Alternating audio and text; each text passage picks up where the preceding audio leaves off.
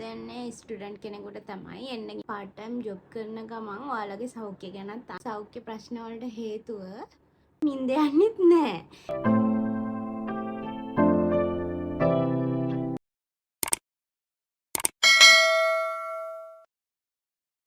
Hi. ඉතින් අද මේ වීඩියෝ එක චුට්ටක් වෙනස් එකක්. මම මගේ පොඩි පෞද්ගලික දෙයක් ඔයාලත් එක්ක ෂෙයා කරගන්න කියලා හිතුවා. මේක ටිකක් වැදගත් වෙන්නේ ස්ටුඩන්ට් කෙනෙකුට තමයි එන්න ඉන්න කෙනෙකුට හරි ජපානයේ ඉන්න කෙනෙකුට හරි. ඒ තමයි ඔයාලා දැන් මම වුණත් එහෙම තමයි. අපි ගොඩක් වැඩ කරනවානේ. ඒ කියන්නේ ගකුසේ කාලේ ස්ටුඩන්ට් කාලේ අපි ගොඩක් බයිත කරනවානේ. ඒ කියන්නේ part time job කරනවා. එතකොට ඔයාලා part time job කරන ගමන් ඔයාලගේ සෞඛ්‍ය ගැනත් අනිවාර්යෙන් හිතන්න. මම මේ වීඩියෝ එක කරන්න එක හේතුවක් තමයි මම මේ ළඟදී දැන් හරියටම ජනවාරි 29 වෙනිදා full body check up එකක් කරා. ඉතින් ඒකේ රිසල්ට් එක විදිහට ડોක්ටර් මට ගොඩක් කිව්වේ මගේ ගොඩක් සෞඛ්‍ය ප්‍රශ්න වලට හේතුව මගේ ජීවන රටාව කියලා. දැන් මම ජපානට ආපු දවසේ ඉඳන් මම පුරුදු වෙලා ඉන්න ජීවන රටාවක් තියෙනවානේ. ඒ කියන්නේ මම හරියට වෙලාවට කන්නේ නැහැ. මම වෙලාවට නිදාගන්නේ නැහැ. එතකොට මට නිින්ද යන්නෙත් නැහැ. ඒකට හේතුව තමයි මම දවස් 7ක්ම ජොබ් කරපු කෙනෙක් ස්ටුඩන්ට් කාලේ. ඉතින් මේ වීඩියෝ එක බලන මගේ යාළුවෙක් ඉන්නවා නම් එයාලා දන්නවා. මගේ බැච් එකේ කෙනෙක් ඉන්නවා නම් දන්නවා මම කොහොමද බයිත කරේ කියලා. ඉතින් ඒකේ ප්‍රතිඵලයක් විදිහට මට දැන් තියෙන සෞඛ්‍ය ප්‍රශ්න වලට ගොඩාක්ම හේතු වෙලා තියෙන්නේ මගේ නිින්ද නැතිකමයි මගේ ආහාර රටාවයි. ඉතින් මට හිතුණා ඔයා ස්ටුඩන්ට් කෙනෙක් විදිහට එන්න ඉන්නවා නම් ඔයා ස්ටුඩන්ට් කෙනෙක් නම් මට පොඩ්ඩක් ඒ ගැන ඔයාලට දැනුවත් කරන එක හොඳයි කියලා හිතුණා. මොකද මගේ මල්ලිගෙම වයස නංගිලා මල්ලිලානේ දැන් ඉන්නේ ජපානේ. ඉන්නෙත් ඒ වගේම අය. එතකොට මගේ මල්ලිත් තව අවුරුද්දකින් විතර මෙහෙට එනවා. ඉතින් මට හිතුණා ඔයාලටත් ඒ ගැන චුට්ටක් කියලා තියෙන එක හොඳයි කියලා. එතකොට අපිට ජොබ් නොකර ඉන්න බෑනේ දැන් මෙහෙට ආවා කියලා නිදා ගන්න ඕනේ කියලා ජොබ් එකක් නොකර ඉන්න බෑ. ඒ කියන්නේ 95ක් 96ක්ම එන්නේ එක්ක ලෝන් එකක් දාලා නැත්නම් ඉඩමක් හරි උකස් කරලා ඉඩමක් බැංකුවට තියලා සල්ලි අරගෙන නැත්නම් කාගේ හරි පවුලේ කෙනෙක්ගෙන් හරි ඉල්ලගෙන ඒ වගේ ගොඩාක් ප්‍රශ්න මැද තමයි ඔයාලා ස්ටුඩන්ට් කෙනෙක් විදිහට එන්නේ.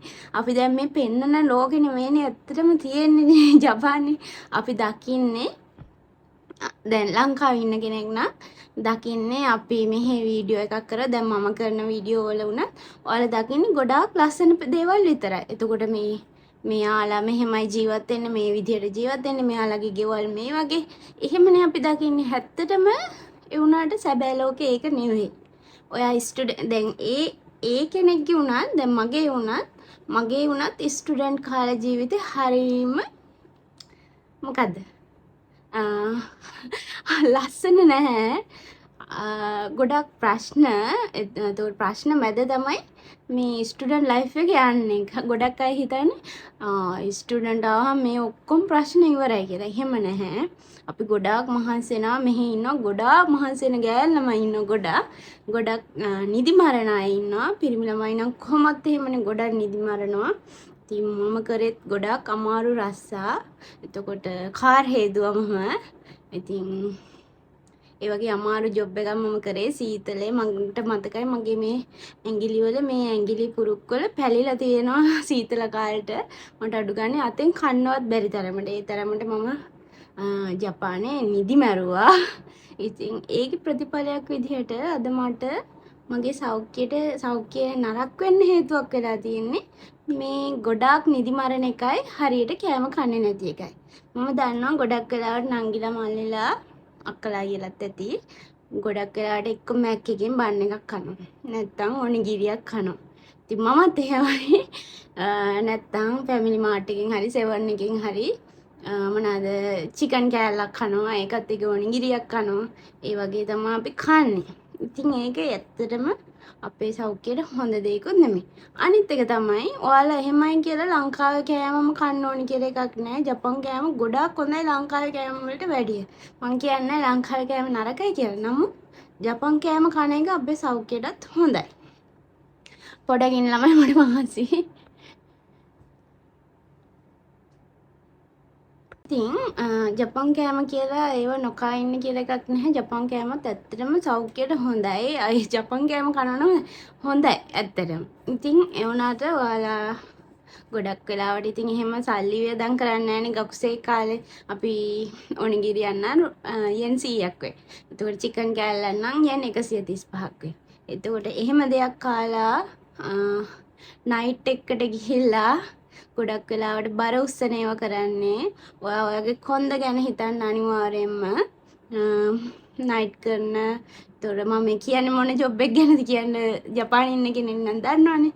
අන්න ඒ ජොබ් එක කරනකොට ගොඩාක් ඔයාගේ කොන්ද ගැන හිතන්න. ඊළඟට ඔයාගේ බඩ ගැන හිතන්න. මෙහෙමයි අපි දැන් හම්බ කරන්නේ ඇත්තටම අපේ ගෙවල් වල අය සතුටින් තියන්න තමයි.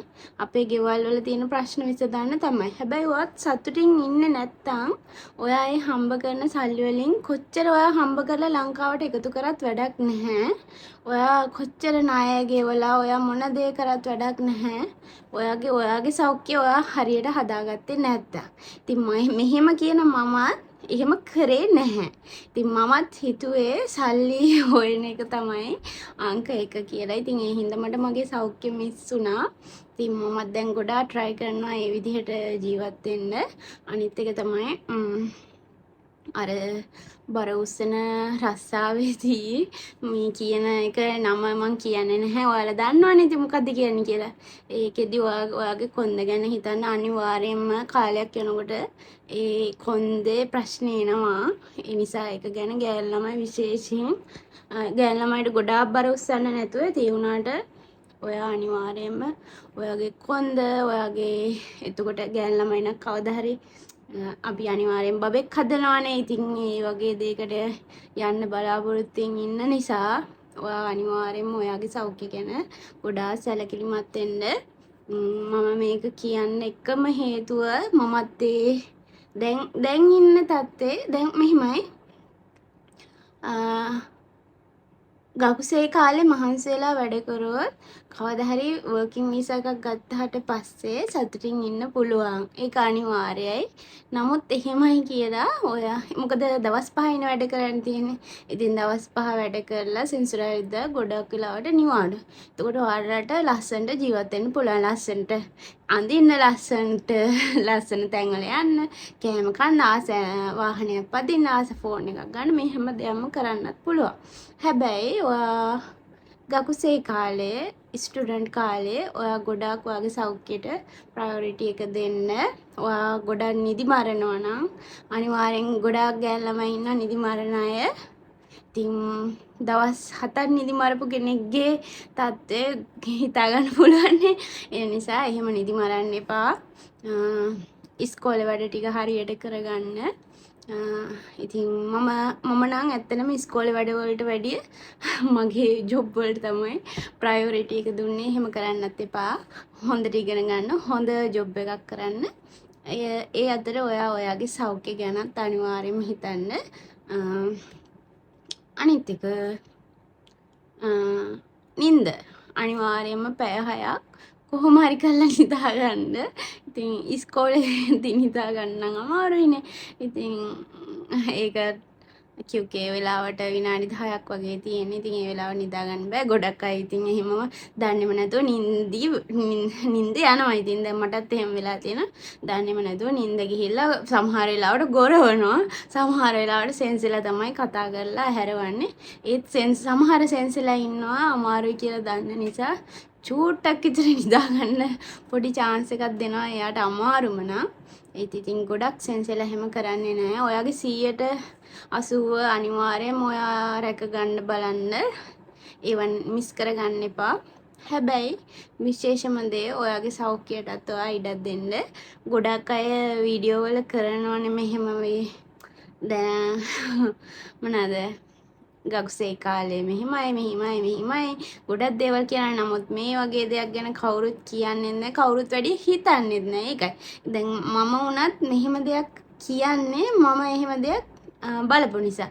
අනිත් එක ඔයාලා කෙන්කෝෂින් දන්න එකට අමතරව පුළුවන් නම් ෆුල් බොඩි චෙකප් එකක් එහෙම කරගන්න. හැබැයි ටිකක් ප්‍රයිවට් කරනවා නම් ගාණ වැඩි. එතකොට ෂියක්ෂෝ එකෙන් සිටි ඔෆිස් එකෙන් කරගන්න පුළුවන් ඒවත් තියෙනවා. හැබැයි ඒක කරන්න පුළුවන් අවුරුදු 30ට වැඩි නම් ඒක ඔයාලට ගෙදරට ලියුමක් එනවා ගෑන් ළමයෙකුට නම්. එතකොට එහෙම නැතුව ප්‍රයිවට් කරනවා නම් සාමාන්‍යයෙන් කොළ 10ක් විතර ඔය සේරම දේවල් කරන්න කොළ 10ක් විතර යනවා. ඉතින් ප්‍රයිවට් කරගන්න අමාරු කෙනෙක් නම් 30ට වැඩි නම් ෂියක්ෂෝ එකෙන් කරන්න පුළුවන්. නැත්තම් ලංකාවට ගිය වෙලාවක හරි කරගන්න අනිවාර්යෙන්ම.